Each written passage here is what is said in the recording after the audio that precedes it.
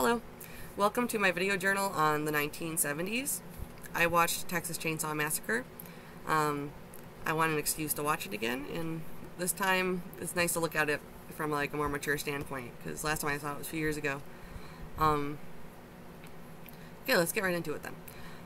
First off, do you agree with the mentioned feminists and cultural conservatives or the Robin Wood? Both, neither, explain your answer. I have a few different points. First off, I disagree with Wood. I disagree that horror upholds the status quo by defeating a monster and returning to normalcy. I somewhat understand that there is an equilibrium that's valued, it's disrupted, that's the drive to reestablish it, and when it is, it's a happy ending. So I understand it in terms of like a plot context, but I don't feel like necessarily the monsters always represent something that's completely awful. I think that we find joy in monsters. We like revel in the upheaval sometimes of frustrating cultural contexts or hegemony. Sometimes we also like relate to them and we search them out. Like in Creature from the Black Lagoon, Gilman represents a challenge to hegemony because he's equated with the female character sometimes visually. And he's also like everyone's favorite moments. Like when you go to see films, like especially creature features, you're going to see the creature. They have a value in themselves that's attractive to us as humans, I think. And even like abstract monsters like Frank-N-Furter from Rocky Horror, people connect to him very deeply, and we see parts of ourselves that are, you know, the perverse parts, but also like the cherished parts. So I feel like sometimes the monster and the upheaval is a good thing. Also, yes, horror is always political. Gender and action and violence is political. I understand the criticism of slashers from feminists, like for objectification of women and for the violence against women, but I also take it for what it is and then analyze it after when it comes to film. Or I guess other art I take in. Movies can illustrate things I disagree with, and it's my job as the viewer to make sense of the narrative, to process it and interpret the stimulus I've just sat through and was taking in. I think that's what I like about art, is like you can kind of make your own meaning, and sometimes you can find subversive readings of a film that weren't necessarily on purpose by the director or the creator, but I think sometimes that's a great way to be subversive and kind of recreate your own narratives of things that were harmful to real people. I do agree, though, with Robin Wood to view Texas Chainsaw as a tale of counterculture, youth set upon by murderously reactionary elements of the traditional order. That's from 2934 to 2935 from the Kindle edition. Because in this movie you do see relics of the past.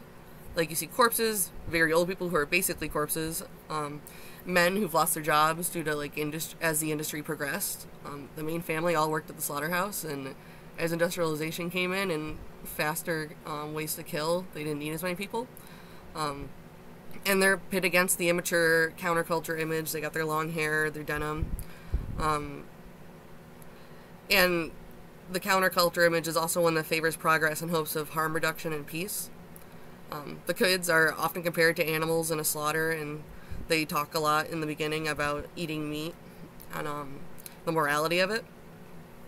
So there really is this pitting of old and new ways against each other.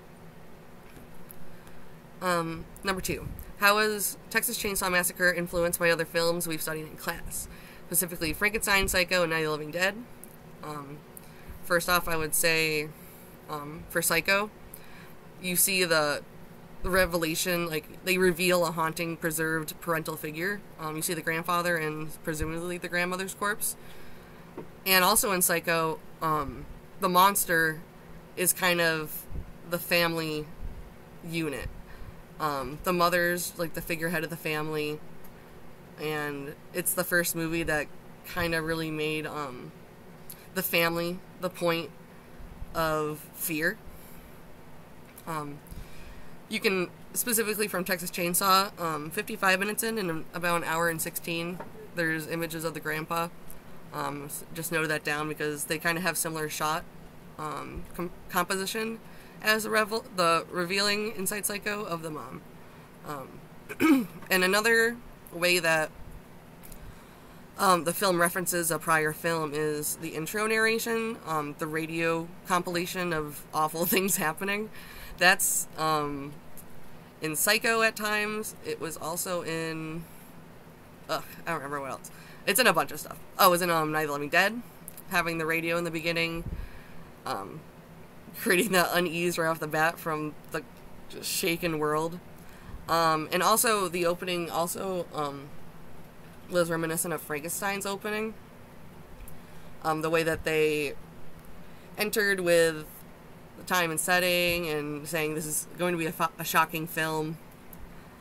Just that opening kind of works with the exploitation to gear up attention because you're really building up to be something awful. Moving on. According to Werlin, how does Texas Chainsaw Massacre reflect the American zeitgeist of the 1970s? And discuss a scene. So, we see at many times in the film there's needless violence and senseless violence. This is a concern of people in this time period, especially following Vietnam and the war. At 114, the cook, I don't know what part of the family he technically is, I guess the dad, he says, "I'd take no pleasure in killing. There's just some things you gotta do, and it doesn't mean you have to like it." And that reminded me of, like, the role of soldiers, especially people being sent over to Vietnam against their will, sometimes against their morality, to be given orders to take out on other people. So that's, like, a direct connection to the war machine. And Werlin also mentions at the time the word massacre had become inseparably linked with the My Lai massacre in Vietnam, where American soldiers gunned down 300 to 400 unarmed Vietnamese civilians, including women and children, and it was very raw into the public consciousness at that time. So it just kind of further pulls up that zeitgeist of people doing obscene acts with no accountability and just following blind authority, or the drive that you've been convinced is the reasoning to hurt other people. The setting, having it be in a rural area affected by industrialization and the farmhouse, that just works really well with the fear of, losing your job and of the old ways changing, which is kind of always a concern. I would also say that the Manson family murders really put a new twist on the concept of family inside media. They destroyed families, killing pregnant women and mutilating them. They represent like a decrepitation, a perversion of the family unit. At 55 minutes in, Sally runs to a rocking figure of a man and woman to find their mummified corpses, or what I thought was a corpse at first. It kind of shows that the safety that you can find in family is defunct. It's not something you can rely on anymore. And you're left with just a frail and horrifying caricature of the family unit. Because with so much senseless violence and stuff, it's just... family doesn't...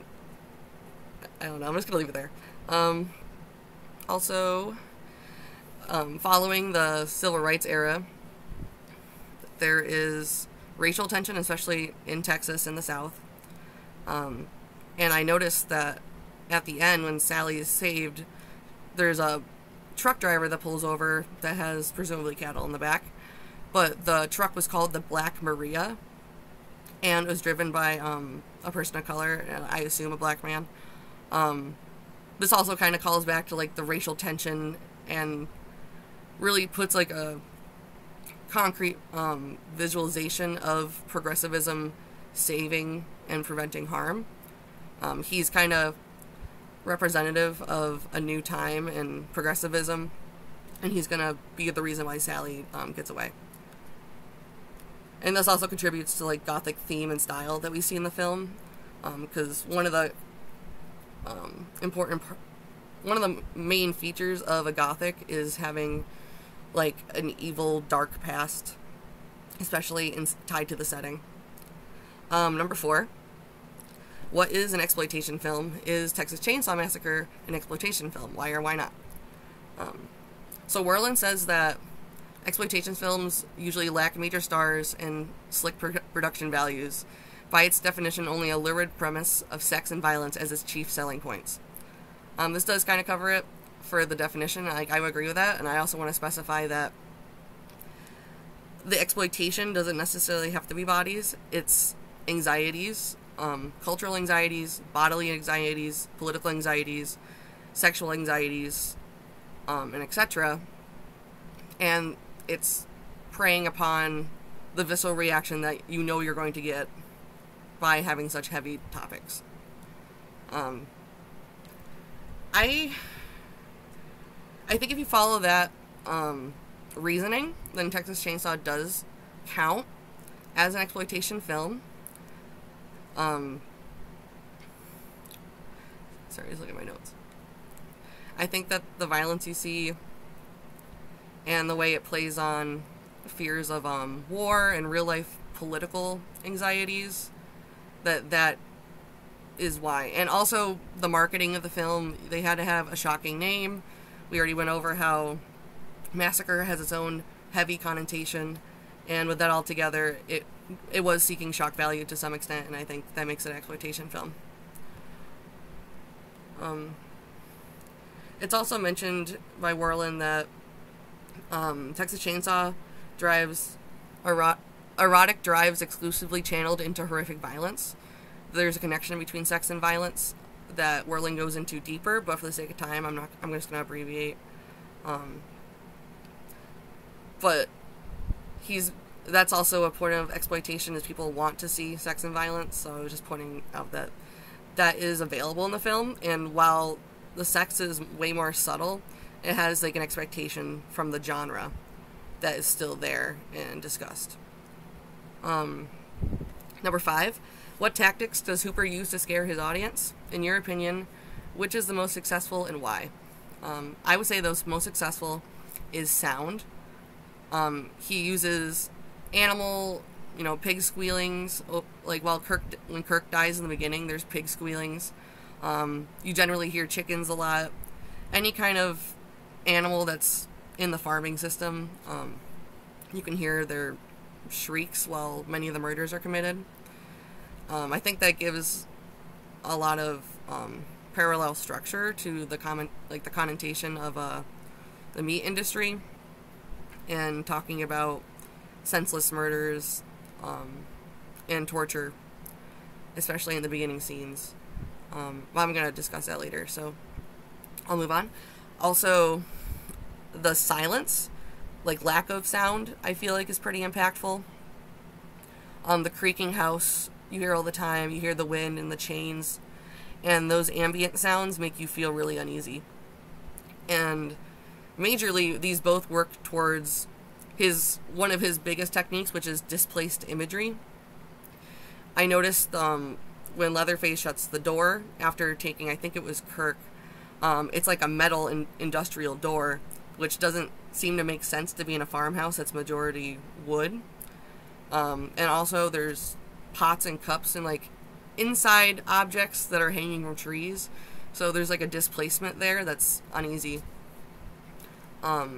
He does that to scare us, and it builds up tension. I find that the most